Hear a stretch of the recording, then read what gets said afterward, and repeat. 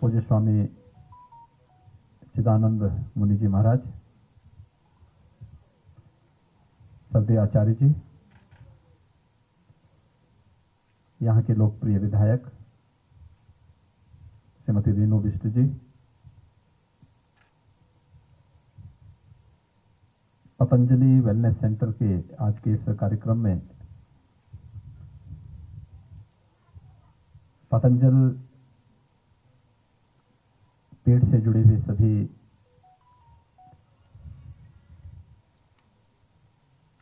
उनके ब्रह्मचारी सहयोगीगण और उपस्थित श्रद्धालुजन, भाइयों बहनों,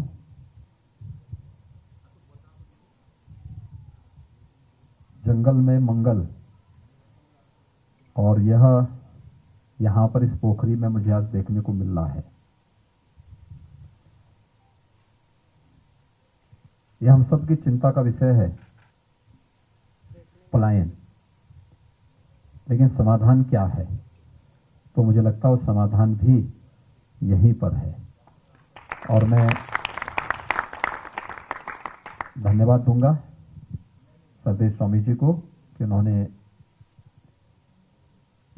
यहां पर इतना अच्छा मॉडल खड़ा करके दिखाया है। इस चोटी पर जो ये हरियाली दिखती है, मैं कह सकता हूं कि आज से 15 वर्ष पूर्व यह भी एक सूखी, जैसे सामने की पहाड़ी सूखा पहाड़ी दिखाई दे रहा है ना, वैसे ही सूखा रहा होगा।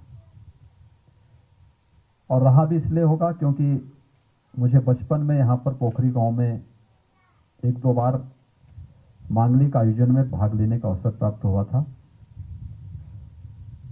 और उस समय में देखता था इधर पूरा सूखे पहाड़ लगते थे।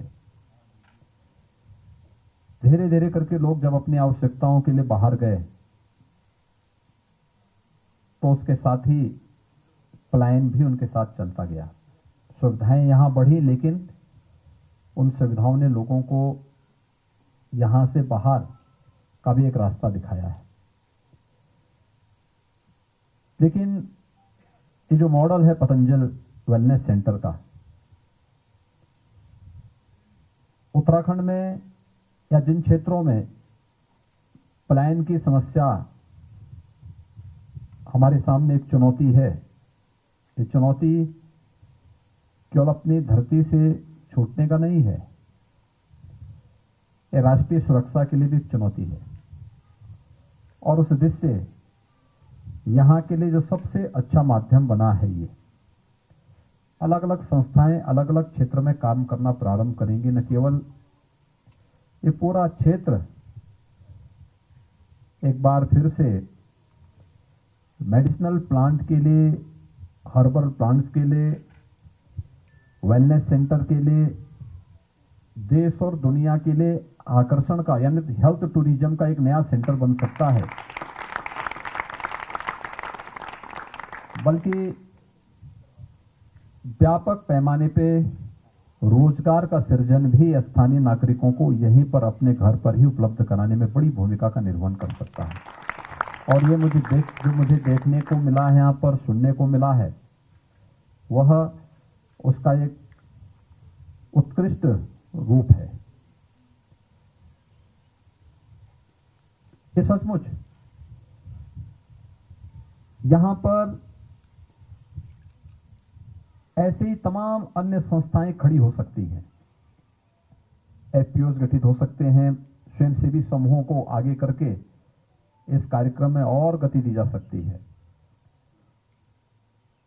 आप यहां पर देख सकते हैं, जो भी यहां पर स्वामी जी और आचार्य जी बता रहे थे कि यहां पर चंदन भी है। कल मैंने यहां की जो खुमानी यहां पैदा होती है, उसको मैंने स्वयं उसका टेस्ट लिया, बहुत स्वादिष्ट थी। आप सोच सकते हैं कि इतनी ऊंची चोटी पर पानी पहुंचाना और फिर यहां के माध्यम से इस वनीकरण की योजना के साथ साथ जो प्रोडक्ट है, ये सभी न केवल हर्बल प्रोडक्ट है, बल्कि ये जैविक भी है। कोई फर्टिलाइजर नहीं, कोई केमिकल नहीं, कोई पेस्टिसाइड नहीं, विशुद्ध रूप से जैविक पद्धति से कैसे उसका उत्पादन होना है। आप यहां के इस बेहतरीन जलवायु को देख रहे होंगे। याद करिए, ब्रिटिशर अपने समय में अगर कोई व्यक्ति ट्यूबरकुलोसिस से पीड़ित होता था तो उसके लिए किसी पहाड़ी हिल स्टेशन पर ही उसको भेजा जाता था उपचार के लिए। ज्यादातर जो उस समय टीबी हॉस्पिटल थे वह ऐसे स्थानों पर होते थे जहां पर सामान्य आबादी से दूर लेकिन अच्छी जलवायु हो। आप अनुभव कर सकते हैं यहाँ की जलवायु कितना सुहावना है। यहाँ पे 45 डिग्री नीचे, यहाँ पर भी मुझे लगता है 20 से नीचे। हाँ, यहाँ पे तो आज इस समय 15 से 20 के बीच में टेम्परेचर होगा।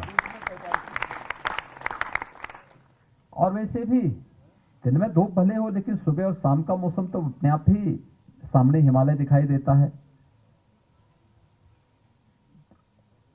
अपने आप में किसी व्यक्ति के लंग्स थोड़ा प्रभावित भी होंगे ना, यहां पर आकर अपने आप ठीक हो जाएंगे। किसी अगर कहीं कोई समस्या है भी तो समस्या अपने आप इस बेहतरीन जलवायु में ठीक हो जाएगी। और यहाँ के इस क्षेत्र में एक अच्छा मॉडल खड़ा करने के लिए मैं स्वामी जी को उनके साहस के लिए उनका अभिनंदन करूंगा और उनको धन्यवाद भी दूंगा, क्योंकि ये अपने आप में यही पुरुषार्थ है। व्यक्ति ने चैलेंज स्वीकार किया। ये जो गांव है, पोखरी छोटी बड़ी जितनी आसपास की बस्तियां हैं, गांव हैं, आज से नहीं सैकड़ों वर्षों से बसे हैं। सैकड़ों वर्षों से पीढ़ी दर पीढ़ी बसते चले आ रहे हैं। कभी यहां पे जितने खेत थे इन सब में खेती होती थी, ट्रैक्टर नहीं थे, बैलों से होती थी। लोग यहां पर अलग अलग फसल बोते थे। यहां पे दलहन भी होता था, यहां मड़ुआ भी होता था, यहां पर तमाम अन्य चीजें होती थी जो आज हमें मैदानी क्षेत्रों में बहुत महंगे दाम पर भी नहीं मिल पाती। प्रोटीन से युक्त बहुत अच्छी अच्छी दालें यहां पैदा होती थी, लेकिन लोगों ने बाद में छोड़ दिया। लोगों के पास अपने आवश्यकता की पूर्ति उनके दूसरे कार्यों से हो जाता था, तो लोगों ने खेती बाड़ी से प्लान करना शुरू किया।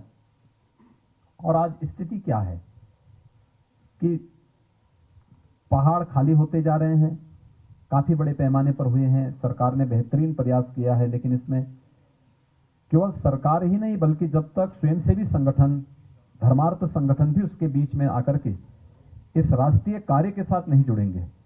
और सबसे बड़ी बात तो ये, इस पहाड़ी की चोटी पर 2 किलोमीटर नीचे से पानी पहुंचाना, क्योंकि जब स्वामी जी ने भी और आचार्य जी ने मेरे सामने इस बात को कहा कि हमने पोखरी में ऐसा बनाया है, मैं सच में कई वर्षों के बाद आया।